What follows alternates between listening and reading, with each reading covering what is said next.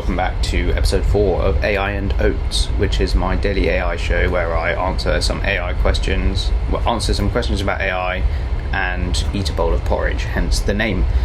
But first, quickly, who am I? Well, my name's Alistair, this is my YouTube channel. Welcome if you're new, which in all likelihood you are. And here I teach Claude Code and Codex for knowledge work and business.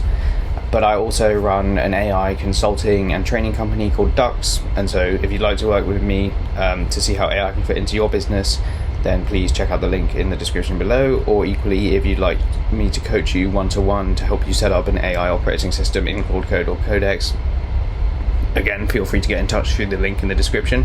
And I also run a school community where I share all my AI skills, where I share all my AI knowledge and my systems and Claude and Codex skills.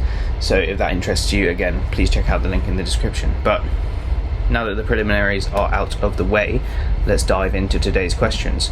So basically the way this works is during the day I have a Codex loop or a Codex task that just goes and scrapes the web and various forums for interesting AI questions or news articles, and then puts them all together in this deck for me. So then I come home and look through them. So this is kind of the first time I've seen a lot of these now, but yeah, ideally they would, ideally if we were a big enough channel we would just answer questions in our comments, but we are still currently too small in terms of our audience size to have any questions in our comments.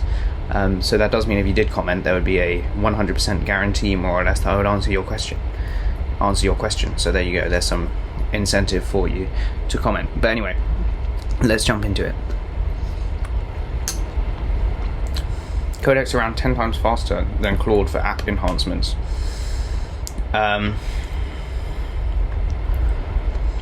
Yeah, I mean, the subtext there says it's talking about GPT 5.4, which is obviously a fairly old model given that we're on GPT 5.6 now, but generally speaking, I'll just kind of generalize this. I mean,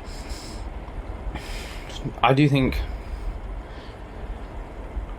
Codex is faster. I have to say, like, it's a really difficult one. For a long time, I was a massive Claude Code fan, and I'm still a massive Claude Code fan.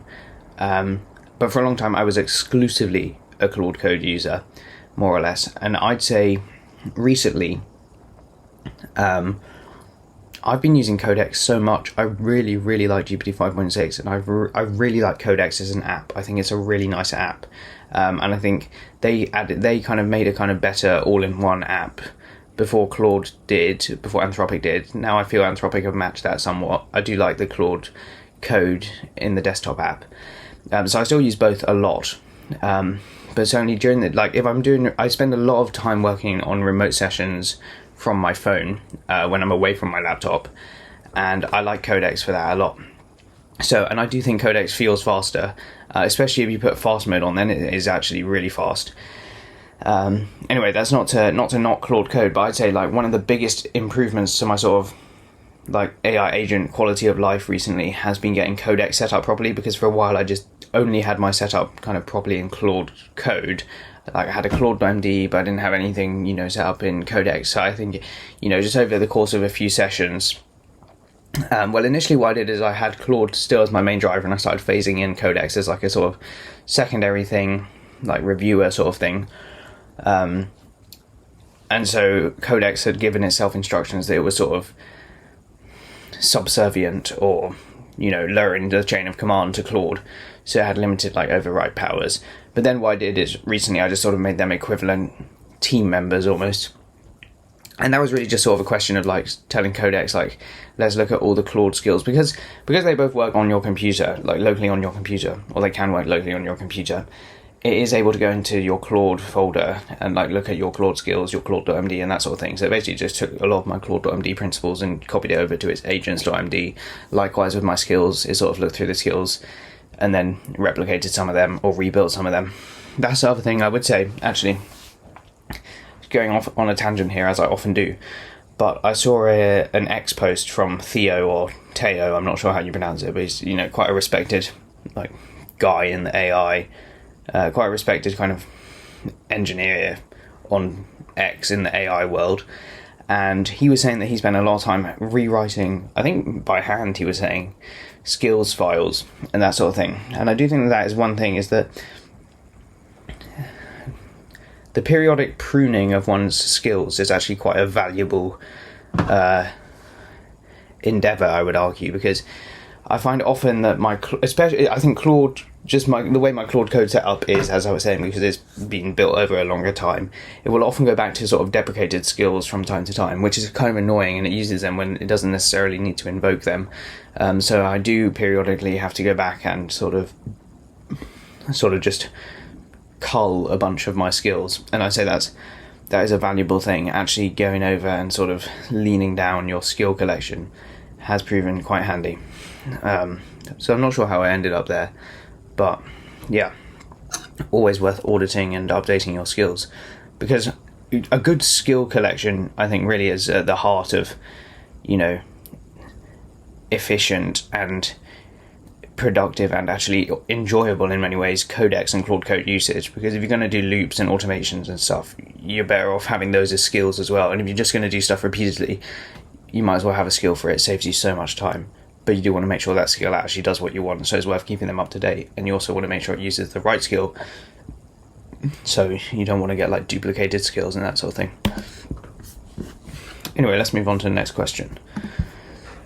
Since Codex takes its time, what do you do between responses? Quite frankly, I mean, maybe it's not the best thing to do. Maybe,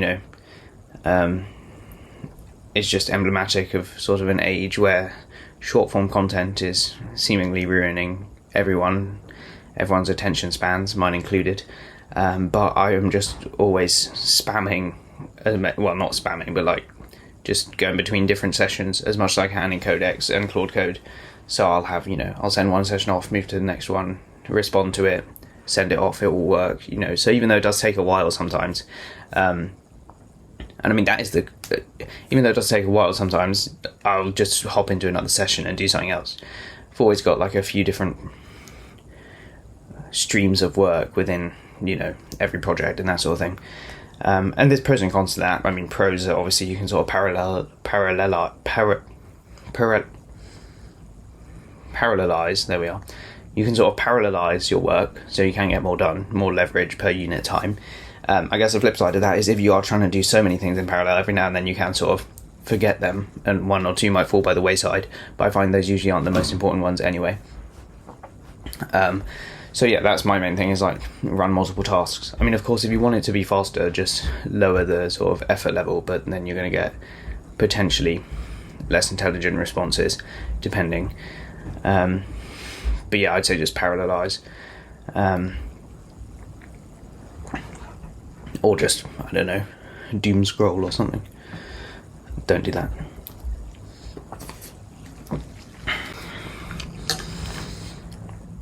This is kind of asking about context layer. I think I'd rather just make a kind of broad statement. I know it's very tangential, but basically this question is roughly about MCPs. I guess I was thinking about this earlier. I did see this question actually before we started, and I think MCPs are interesting because I feel like there was a time when it was very much the trend to be replacing all your MCP servers with CLIs, especially in Claude Code. And I feel like it was at a time, maybe 2 or 3 months ago, when it felt like there was a real sort of, like a token crunch in Claude. It felt like everyone was hitting their token limits all the time. And so I remember, certainly I had ended up with a very kind of like bloated Claude.md and kind of preloaded memory and context system that I built up over time, but hadn't really bothered making it self-maintaining, so it just added and added and added, and it became huge, and I had made so many kind of custom skills and sub-agents that weren't really project scoped in any sensible way, and so all of this context was getting loaded in way beforehand. And one of the things I had done there is just like installed all the MCPs I could, because I thought that was really cool, without fully realizing the context effect that would have. And so that is the thing. I think there's certainly a time, because using an MCP, whereas with the CLIs, a much leaner operation where Claude is just going to bash the relevant terminal commands directly, versus MCP, which, I mean, I guess, I'm hesitant to do it like a detailed explanation of MCP, because A, I don't want to get it wrong, and B, I don't necessarily want to confuse things. But I guess the way I say MCP is sort of like it's like a kind of someone showing Claude around, or Codex for that matter, all the things it can do with a server. So like you connect it to the Higgs field MCP, for example, and that will then show it all the tools it can use within Higgs field, like generating images, generating videos, and that sort of thing. So MCP, I guess, gives the model a better understanding of how to use the attached tool, and therefore I guess you do need more tokens because you need to give it more context about what's available. But the flip side of that is I find that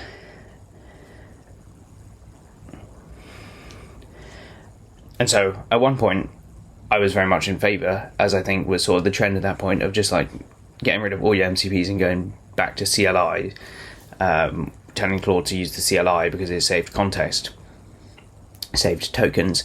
And so I did that for a while and it worked pretty much, and I still use some things as CLI with Claude Code. But one interesting thing is, at that time, which was probably 2 or 3 months ago, I heard, I'm pretty sure it was Tariq, the Anthropic engineer, talking on a podcast saying that he actually thinks most people are sort of underrating MCPs. And I think he was pretty much absolutely correct about that, because I have now recently started using MCPs a lot more, and I think there's a couple of reasons for that. I do find that, I don't know, this may not be universally the case, but from sort of anecdotal experience, I find that Claude Code and Codex are slightly better at I just feel like I get more consistent, better results using MCPs with them, to be honest, and they almost end up being a bit more efficient and predictable when using MCPs. Maybe I'm exaggerating that effect. The other reason I think is that if you think about it, if you go into like Claude Code or Codex, the apps, so Claude or Codex, the apps, and basically if you go into like Codex, for example, if you think about going into plugins or something, and then you want to connect something like, I don't know, let's say Superbase or something like that. Basically, if you're going to, my point is, the native sort of app connector interface, I think, steers you towards using MCPs now, is the thing. Because all I have to do is just click install plugin, and that's basically going to get me using the MCP, more or less. That's my understanding, at least. Perhaps I got that wrong. If I've got that wrong, then my argument is very flimsy in that regard. But that's one of the reasons I think MCPs are now, certainly from my personal experience, being used more. And I mean, if you think about the same thing for Claude, if I go to like customize and then connectors, these are going to be MCPs as far as I'm aware. The fact that there are services of like MCP aggregators, I guess you'd almost call them, something like Composio, which is a pretty useful tool. From there, you can then connect. Basically, Composio is like one MCP that then allows you to connect all your other MCPs. So in terms of Codex and Claude Code, you only need to connect to Composio. I think the fact that one gain out here is I think MCPs are becoming more popular again because they're just actually easier to install through these sort of native app interfaces from OpenAI, from Anthropic, that sort of thing. And yeah, so I guess I'm saying that where I was once a pretty hardcore CLI fan for Claude Code to save on context, I'm now back into MCPs. So yeah.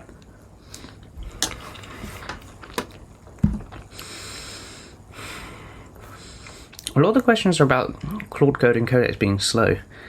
Yeah, I mean, I guess they are slow to some degree, but you can do other stuff in the meantime. And I do think that although they're slow, they're also capable of running much longer. Like, I had both Codex and Claude Code running overnight because, as I've mentioned in like both of the previous videos, Matt Schumer and this idea he had of the gauntlet loop, which is essentially where you have Claude Code or Codex running on Ultra or Ultra Code, as they're called in the different apps, which allows it to do like workflows with loads of sub agents.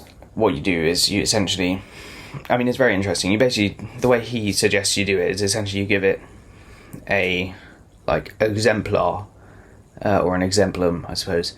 For example, his was about cloning Call of Duty, so his exemplum was Call of Duty. The one I was running overnight was like seeing if they could make a version of Watch Dogs, because I think Watch Dogs is a brilliant video game.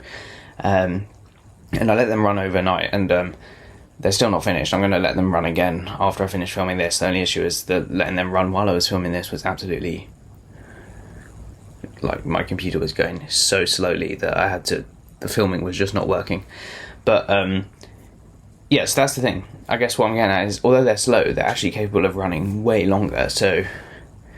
it's kind of not like you need to be there and wait for them constantly to reply, especially if you say, I know this was the case with like prompting Fable 5, and I'm pretty sure it applies to Opus 5 as well. From what I found, is that if you tell them the user will not be here, do not ask for a response, work autonomously, they will just not bother you. They will just not bother you, and they'll just keep going for ages, basically as long as you want. So I think the kind of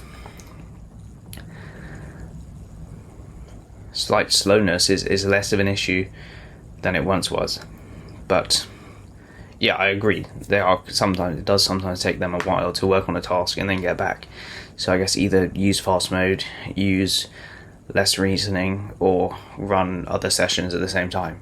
I would opt for the latter personally. GPT 5.6 versus Claude Fable 5 for physical AI. Ooh, I probably am not well placed enough to comment on physical AI, apart from the fact that I think that, well, I assume by physical AI they mean like embodied AI, like robots and that sort of thing. Other than the fact that I think it will be absolutely amazing and transformational once we have embodied AI, and also the fact that I think that Amazon are going to be one of the best companies at achieving amazing stuff with embodied AI.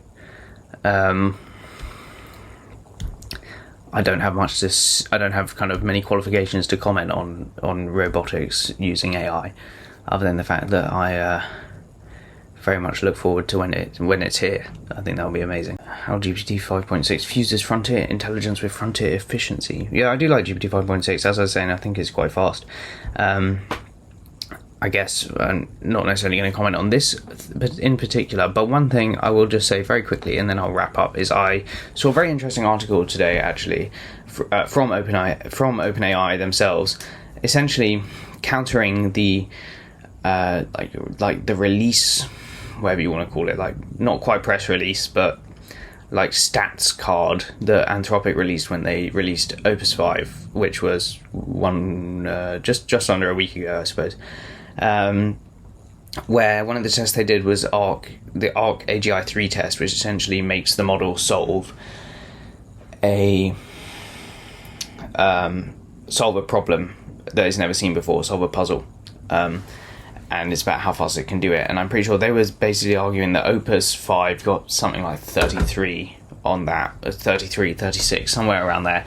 And then there was like a huge gap to the next best performance, which was GPT 5.6 with a 7.8. But then interestingly, I'll see if I can find the article. I found the article, and it's very interesting because this really exemplifies the importance of harness engineering.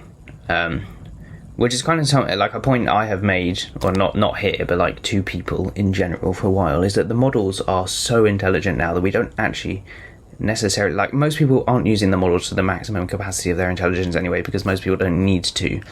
And what is actually much more important is the harness and the contextual environment and like skills and integrations that you have with the models.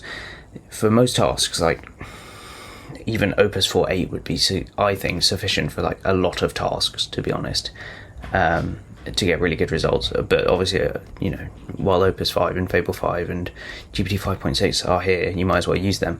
But the point is, anyway, you can see the difference in results when they tested it using a different harness, because it's essentially around like compaction, and therefore like how much of the kind of reasoning and ways it solved earlier puzzles in the test is then maintained. So this is like the way they're doing it, which is that it solves the thing, then when it runs out of context window, it will compact and summarize what it did.